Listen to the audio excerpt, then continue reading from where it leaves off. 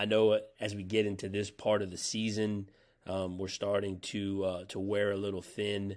I really do appreciate your efforts, your flexibility as games have changed, sites have changed, partners have changed.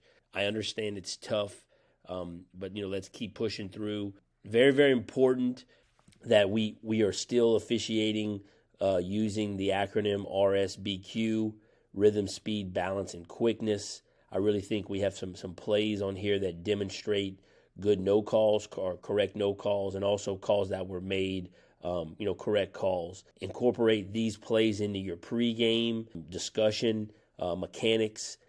These plays are learning plays. Who, where, what is irrelevant to me and really should be irrelevant to you.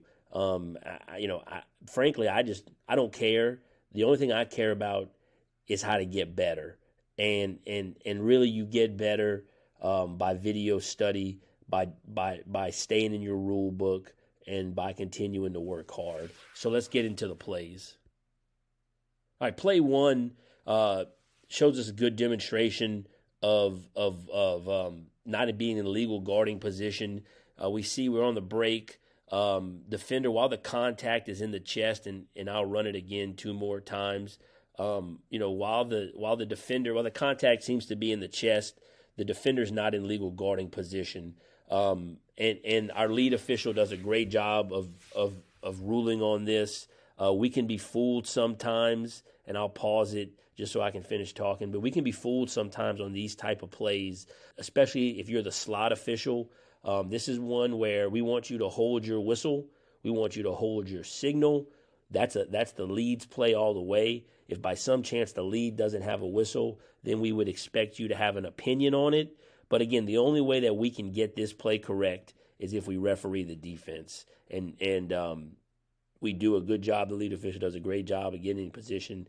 Mechanics are strong, and this is a correct call. Our next play does a good job of really showing a good example, and I'll go back again, that shows us a good example of really what legal guarding position is. We have a player in transition. I'll freeze it right here, and we wanna when we're looking at this player stays vertical. All right, he's in good legal guarding position. He's gonna jump straight up, and we ask ourselves, who initiates this contact? What we look at in full speed, the defender goes straight up. The offensive player jumps into him, causing the defender. You see his hands are straight up right here. The contact goes into him, causing the hands to go forward, knocking this player to the floor, or the player goes to the floor by himself. This is a very good no call. We do a really good job of passing on it, and I know it's ugly, but this is one where we're not going to penalize the defense for a good defensive play. So our response to the sideline would be, coach, defender's in good legal guarding position. He stays vertical, so he has verticality, and the offensive player creates contact, causing him to go to the ground. Very good no call by the covering official, by the lead official. All right, our next 2 plays, they deal with airborne shooters in returning to the floor. So they're going to run an inline play, and we're in good these officials are in good starting position. Our slot is free throw line extended. He's straddling the free throw line. Our trail official is inside the 28-foot line. There's no reason for him to be deeper than this. We want to officiate action, not air. So they get it in. They're going to reverse it back. Shooter jumps. Defender lands. Our defender goes into the shooter. The shooter lands on his ankle. There's not a lot of contact. But again, that airborne shooter can leave the floor and return to the floor as long as it's in the same spot he leaves from, which he does here. This is a really good call. This is how players hurt their ankle, and we got to protect that shooter because he's an airborne shooter till he returns. So this is a very good call. Again, we'll look at the slow motion one more time again. He jumps. See that foot gets right in there? Now, what do we do? And I'll pause it. What do we do if that offensive player kicks his leg out and then goes to the ground? Well, then that's a nothing. That's just like the previous play. That's just a no call. But in this case, offensive player jumps straight up, jumps straight down, and we have a correct call for a contact on an airborne shooter. All right, play 4 is the same type of play.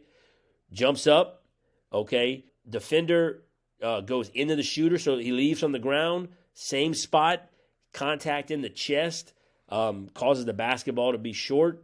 This is our trail official that picks this up. The only thing I'd like to see us could get down to the 28-foot line. If we're there prior to the shot going up, then we can work a little bit lower so we're looking through the play. We're looking through a back. I'd prefer for us to be in good, maybe slide down a little bit deeper. But this is a correct call, contact on the shooter, not returning to the ground.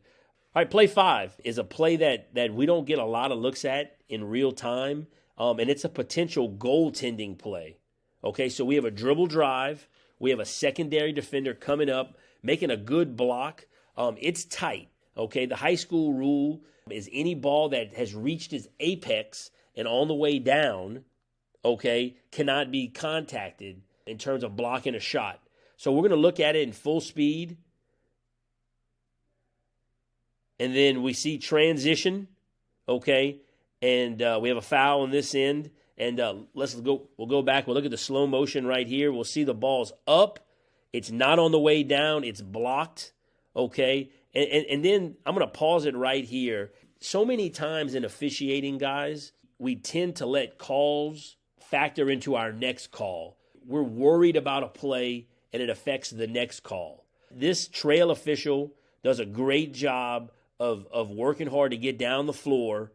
And if we're worried about the next call, okay, then we or we worried about the previous call, we miss the next call. So we want to make sure that we don't let one call carry over to the next one. So it's a good job on this play, both by the trail to one referee in the front court, and then as he transitions to become the lead official to doing a good job of seeing that play through.